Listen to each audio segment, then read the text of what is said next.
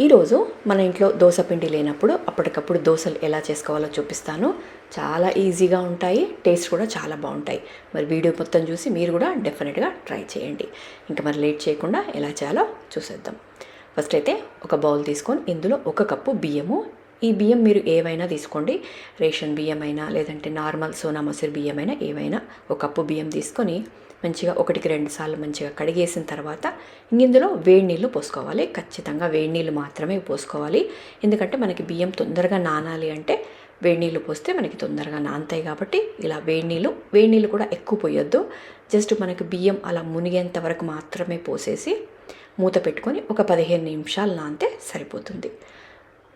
So చూసారు కదా, ఇట్లా ఒక 15 నిమిషాలు అయిన తర్వాత ఇప్పుడు ఒక గ్రైండర్ జార్ తీసుకొని బియ్యాన్ని మాత్రమే జార్లో వేసుకోవాలి.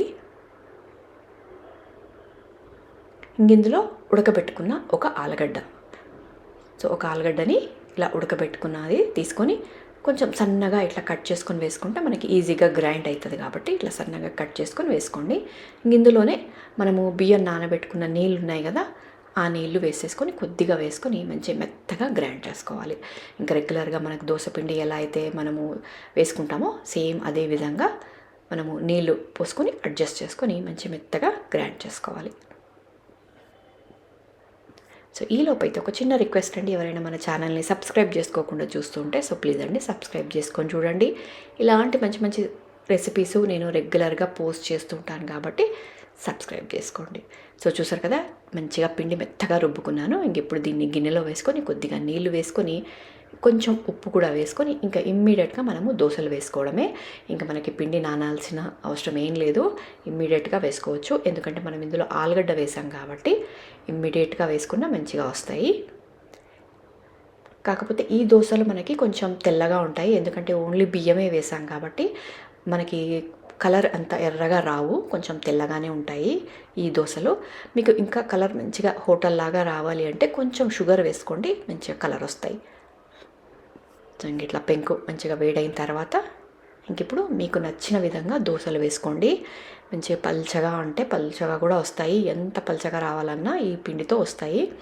కాబట్టి మీరు ఇంకా మీకు నచ్చిన దోశ వేసుకోవచ్చు. మసాలా దోశ, ఆనియన్ దోశ అన్న లేకపోతే గీ కారం దోశ, ఇంకా ఏ దోశలైనా వేసుకోవచ్చు ఈ పిండితో. సో చూసారు కదా ఎంత పల్చగా వచ్చిందో. ఇంకా దీని మీద కొద్దిగా నెయ్యి వేసుకొని లేదంటే నూనె వేసుకొని ఏదైనా వేసుకోండి. మంచిగా 2 వైపులా కాల్చుకొని సర్వ్ చేసుకోండి, చాలా టేస్టీగా ఉంటాయి. మరి వీడియో నచ్చితే ఒక లైక్ ఇవ్వండి. మన ఛానల్ని సబ్స్క్రైబ్ చేసుకోకుండా చూస్తూ ఉంటే సో ప్లీజ్ అండి సబ్స్క్రైబ్ చేసుకోండి. సో చూస్తున్నారు కదా, ఇట్లా 2 వైపులా కాల్చుకున్నాను. ఇంకా దీన్ని మీరు చట్నీతో కానీ మసాలాతో కానీ అంటే ఆలు మసాలాతో కానీ దేంతో అయినా తినేయచ్చు.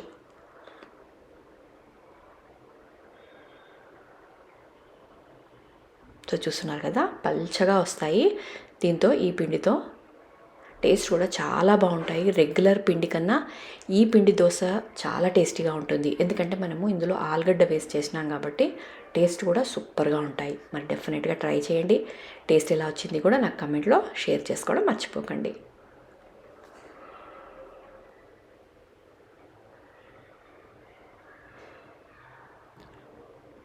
సో ఇట్లాగే మీకు ఎన్ని కావాలి అంటే అన్నీ వేసుకోవచ్చు. సో మీ క్వాంటిటీని బట్టి బియ్యాన్ని నానబెట్టుకొని ఈ దోశలు అయితే చేసుకోండి.